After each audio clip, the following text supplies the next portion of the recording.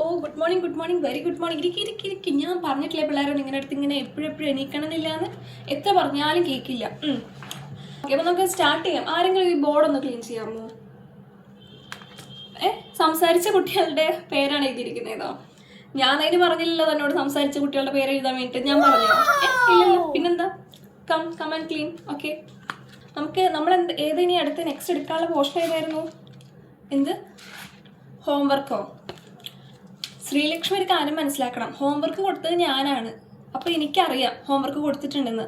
എന്നെ അതാരും ഓർമ്മിപ്പിക്കേണ്ട ആവശ്യമില്ല. എനിക്ക് ചോദിക്കണം എന്നുള്ളപ്പോൾ ഞാൻ ചോദിച്ചോളും കേട്ടോ. ഓവർ സ്മാർട്ടൊന്നും ആവണ്ട, ക്ലാസ്സിൽ ആരും ഓവർ സ്മാർട്ട് ആവേണ്ട ആവശ്യമില്ല. അപ്പം ഞാൻ പറഞ്ഞു വന്നത്, ഈ ഫ്രണ്ട് ബെഞ്ചുകാരുടെ കളിയും ചിരിയൊക്കെ ഞാൻ കുറച്ച് കാണുന്നുണ്ട് കേട്ടോ. ഞാൻ ഇതൊക്കെ ശ്രദ്ധിക്കുന്നുണ്ട്. ഈ ഫസ്റ്റ് ബെഞ്ചിൽ വന്നിരിക്കുകയും പരീക്ഷയ്ക്ക് 4 മാർക്ക് കൂടുതൽ മേടിക്കുകയും ചെയ്യുന്നതുകൊണ്ട് നിങ്ങളെ ആരും ശ്രദ്ധിക്കുന്നില്ല എന്നൊരു വിചാരം നിങ്ങൾക്കുണ്ട്. അങ്ങനെയല്ല, എൻ്റെ ക്ലാസ്സിൽ ഞാൻ ശ്രദ്ധിക്കും കേട്ടോ. ഫസ്റ്റ് ബെഞ്ചിലിരുന്നാലും ലാസ്റ്റ് ബെഞ്ചിലിരുന്നാലും ഒക്കെ എനിക്ക് ഒരുപോലെയാണ്. അതുകൊണ്ട് ആര് വർത്തനം പറഞ്ഞാലും ഞാൻ കാണും. ഫ്രണ്ട് ബെഞ്ചുകാരെന്ന് വിചാരിച്ചിട്ട് ഞാൻ ഇളവൊന്നും ചെയ്യില്ല കേട്ടോ. അതുകൊണ്ട് കീപ് ക്വയറ്റ്. അവിടെ എന്താ ബാക്ക് ബെഞ്ചിൽ എന്താ ഒരു സന്തോഷമൊക്കെ കൂടുതൽ? എന്തോ കഴിക്കുകയാണല്ലോ. എൻ്റെ പൊന്നു മോനെ, നീ ബിസ്ക്കറ്റ് ഞാൻ കാണാതെ കഴിക്കൊന്നും വേണ്ട, മനസ്സിലായോ? ഞാൻ കാണുക നീ കഴിച്ചാൽ എനിക്ക് ഒരു കുഴപ്പമില്ല. ടീച്ചറിന് കൊതിയൊന്നും വരില്ല, മനസ്സിലായോ? നിങ്ങൾ ബിസ്ക്കറ്റ് കഴിക്കുന്നത് നോക്കി എനിക്ക് കൊതിയൊന്നും വരില്ല. ഞാൻ കാണാതെ ഒന്നും നീ ഒളിച്ച് കഴിക്കണ്ട. നിങ്ങൾക്ക് വിശക്കുന്നുണ്ടെങ്കിൽ നിങ്ങൾ എന്തെങ്കിലും കൊണ്ടുവരുമോ? ക്ലാസ്സിൽ ഇരുന്ന് എന്തെങ്കിലും കൊണ്ടുവരുന്ന പറഞ്ഞാൽ ഉച്ചക്കത്തെ ചോറ് പാത്രം എടുത്തിട്ട് കഴിക്കാനല്ല കേട്ടോ പറയുന്നത്.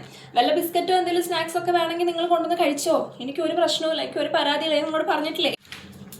ദേവിക, ഇപ്പം കുറച്ച് ദിവസമായിട്ട് തൻ്റെ ഹെയർ സ്റ്റൈലൊക്കെ ഞാൻ ശ്രദ്ധിക്കുന്നുണ്ട് കേട്ടോ.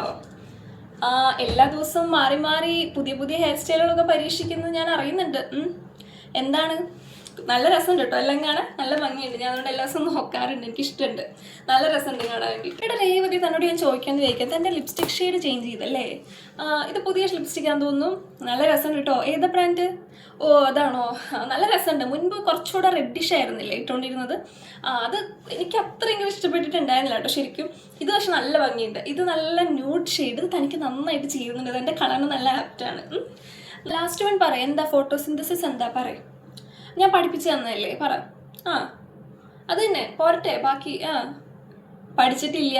പഠിച്ചിട്ടില്ലല്ലേ? എന്താ അവിടെ ആരവിടെ ചിരിക്കണേ? ചിരിയൊന്നും വേണ്ട കേട്ടോ. ഒരാളെ ആൻസർ പറയാൻ കിട്ടത്തിന് എന്ത് ഇത്ര ചിരിക്കാനുള്ളത്? തനിക്ക് എന്താ ഇത്ര ചിരിക്കാനുള്ളത്? തനിക്കെല്ലാം അറിയോ? ഞാൻ ചോദിക്കട്ടെ കുറച്ച് ക്വസ്റ്റ്യൻസ്. തനിക്കെല്ലാം അറിയാം, താൻ എല്ലാം പഠിച്ചിട്ടാണോ വന്നിരിക്കുന്നത്? അപ്പോൾ പിന്നെ ഒരാൾക്ക് ആൻസർ കിട്ടാത്തപ്പോൾ ചിരിക്കല്ല വേണ്ടത്. അതെ, ഇവിടെ അസൈൻമെൻറ്റിൻ്റെ എല്ലാം ഫ്രണ്ട് പേജ് എഴുതി കൊടുക്കുന്ന ആരേ ക്ലാസ്സിൽ? ജസ്റ്റ് ചോദിച്ചെന്നേ ഉള്ളൂ. ആരാന്നൊന്ന് പറയൂ. ഒന്നിന് വഴക്ക് പറയണൊന്നും അല്ല. നല്ല ഭംഗിയുണ്ട്. താനാണോ ഇത് എഴുതി കൊടുക്കുന്നത്?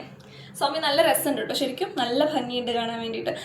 ഇതെല്ലാം ഒരാൾ എഴുതുന്നതെന്ന് അറിയാം. ഒരു യൂണിക് ടച്ച് ഉണ്ട്, പക്ഷെ ഡിഫറെൻ്റ് ആക്കാൻ ട്രൈ ചെയ്യുന്നുണ്ടല്ലേ?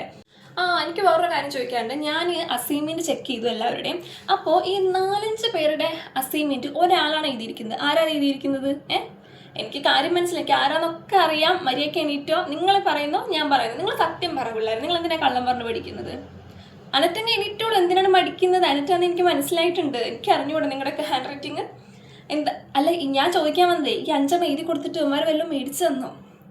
ഒരു കഷ്ണം ചോക്ലേറ്റ് എങ്കിലും കിട്ടി. എന്താ കിട്ടിയത്? ഒന്നും തന്നില്ലേ? ഒന്നും തരാതെ ഒന്നും ചെയ്ത് കൊടുക്കരുത് കേട്ടോ. വല്ല ചോക്ലേറ്റോ എന്തെങ്കിലുമൊക്കെ നിങ്ങൾ ബെനിഫിറ്റ് എന്തെങ്കിലും ഇല്ലാതെ ഒന്നും ചെയ്ത് കൊടുക്കരുത്. 5 സ്റ്റാർ മേടിച്ചു കൊടുത്തോ?